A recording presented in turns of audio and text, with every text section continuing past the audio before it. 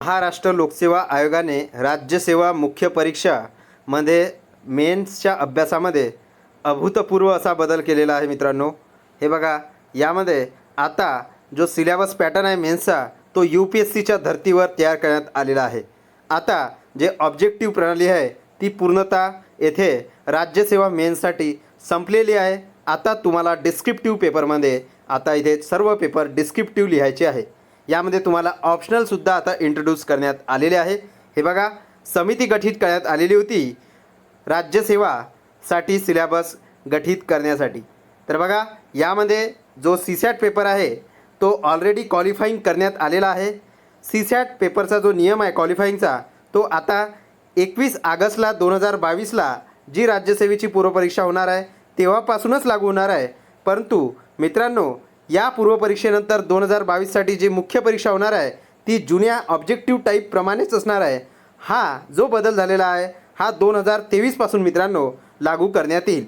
बघा, आता तुमची जे परीक्षा आहे टोटल 2025 मार्चची असेल।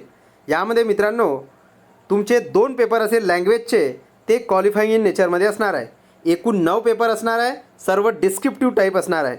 यामध्ये पेपर क्रमांक 1 भाषा, पेपर क्रमांक 1 मराठी असणार आहे 300 गुणांचा, आणि हा फक्त क्वालिफाईंग इन नेचर असणार आहे। 300 पैकी तुम्हाला 25% मार्क्स या मराठीमध्ये घ्यायचे आहे क्वालिफाय करण्याकरता। त्यानंतर मित्रांनो भाषा पेपर 2 इंग्रजी असणार आहे, हा सुद्धा 300 गुणांचा असणार आहे, आणि यामध्ये सुद्धा तुम्हाला 25% मार्क्स क्वालिफाय होण्याकरता घ्यायचे आहे। हे दोन्ही पेपर मित्रांनो फक्त पात्रतेसाठी दिलेले आहे, ओनली क्वालिफाईंग इन नेचरमध्ये आहे।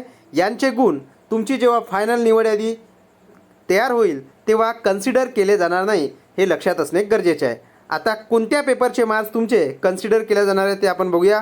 त्यामध्ये आहे बघा मित्रांनो, सर्वात पहिला पेपर आहे तो म्हणजे निबंध, म्हणजे एसे मराठी किंवा इंग्रजी माध्यम। यामध्ये तुम्हाला 250 गुण असतील। तुम्हाला एकतर मराठी किंवा इंग्रजी माध्यमामध्ये तुम्हाला एसे पेपर असतील। यामध्ये विविध टॉपिकवर तुम्हाला एसे लिहायचे आहे। यावर तब्बल तुम्हाला 250 गुण दिले जातील। याचं माध्यम एकतर इंग्रजी किंवा एकतर मराठी, या दोन्ही लँग्वेजपैकी कोणतीही एक लँग्वेज चूज करून तुम्ही मित्रांनो हा निबंध म्हणजे एसेचा पेपर तुम्ही सॉल्व करू शकता। यावर तब्बल 250 मार्क्स असतील। त्यानंतर बघा, GS पेपर 1 म्हणजे जनरल स्टडीज पेपर 1, सामान्य अध्ययन पेपर 1, यावर 250 गुण असतील। त्यानंतर जनरल स्टडी पेपर 2 म्हणजे सामान्य अध्ययन पेपर 2, यामध्ये सुद्धा 250 गुण असतील। त्यानंतर मित्रांनो GS पेपर 3 यामध्ये सुद्धा 250 गुण असतील। त्यानंतर GS पेपर 4 यामध्ये सुद्धा 250 गुण। मित्रांनो, तुम्हाला एक ऑप्शनल सब्जेक्ट चूज करायचा आहे आणि त्या ऑप्शनल सब्जेक्टचे पेपर क्रमांक 7 आणि 6 होणार आहे। यासाठी प्रत्येकी तुमचे ऑप्शनलचे 500 गुणासाठी 2 पेपर होणार आहे मित्रांनो। एक पेपर हा 250 मार्क्सचा असेल, म्हणजे तुमचा जो ऑप्शनल आहे हा मित्रांनो तुमचा आता स्ट्रॉंग पॉईंट इथे तयार झालेला आहे। त्यावर तब्बल तुम्हाला 500 मार्क्स मित्रांनो विचारल्या जाणार आहे। या 500 पैकी ज्या विद्यार्थ्यांचे 350 प्लस मार्क्स असतील ऑप्शनलमध्ये, त्या विद्यार्थ्यांचे इथे मेरिटमध्ये येण्याचे चान्स वाढणार आहे। त्यानंतर मित्रांनो शेवटचा टप्पा ती म्हणजे मुलाखत ही टोटल 275 मार्क्सची असणार आहे, आणि टोटल तुमचा जो मित्रांनो हा गुणांचा आकडा आहे हा 2025चा आहे। म्हणजे या 2025 पैकी तुम्हाला जेवढे मार्क्स प्राप्त झालेले आहे त्याच्या बेसवर तुमची मित्रांनो फायनल निवड यादी येथे घोषित करण्यात येणार आहे। अशा प्रकारे रिटर्न 1750 मार्क्स आणि येथे मुलाखतवर 275 गुण, आणि टोटल 2025 पैकी तुमची मित्रांनो आता UPSCच्या धर्तीवर सेम तुमची आता मेरिट लिस्ट तयार होणार आहे। येथे UPSCचं प्रिपरेशन करणाऱ्या विद्यार्थ्यांना निश्चितच लाभ झालेला आहे, कारण त्यांना आता UPSC सोबतच एक नवीन पर्याय मिळालेला आहे, तो म्हणजे MPSC। कारण सिलेबस पॅटर्न सर्व जवळजवळ सारखाच झालेला आहे। याआधी मित्रांनो काही विद्यार्थी UPSCमध्ये पास व्हायचे, परंतु MPSCमध्ये त्यांना डिफिकल्टी यायची। परंतु आता MPSCचा सिलेबस आणि UPSCचा सिलेबस जवळजवळ सारखा झाल्यामुळे येथे MPSCचं इथे स्पेसिफिक जुन्या सिलेबसनुसार जे विद्यार्थी स्टडी करत आहे त्यांना आता येथे डिस्क्रिप्टिव्ह टाईप पेपरची तयारी करावी लागेल। एसे टाईपचे पेपर येथे मित्रांनो त्यांना द्यावे लागेल। अशा प्रकारे आता हा नवीन सिलेबस मित्रांनो आयोगाने इंट्रोड्यूस केलेला आहे।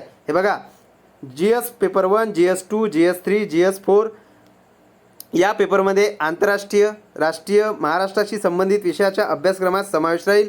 GS पेपर 4 हा उमेदवाराची नैतिकता, चारित्र्य व योग्यता या विषयावर असेल। म्हणजे यामध्ये मित्रांनो जे GS1, GS2, GS3 पेपर आहे, यामध्ये आंतरराष्ट्रीय, राष्ट्रीय, महाराष्ट्र संबंधित जे काही विषय आहे, भूगोल, इतिहास, हिस्ट्री, पॉलिटी इत्यादी जे काही आहे याच्याशी संबंधित सिलेबस या 3 पेपरमध्ये असतील. याचा पूर्ण सिलेबस मित्रांनो आयोग लवकरच येथे घोषित करेल. पेपर 4मध्ये नैतिकता, चारित्र्य व योग्यता यावर असणार आहे.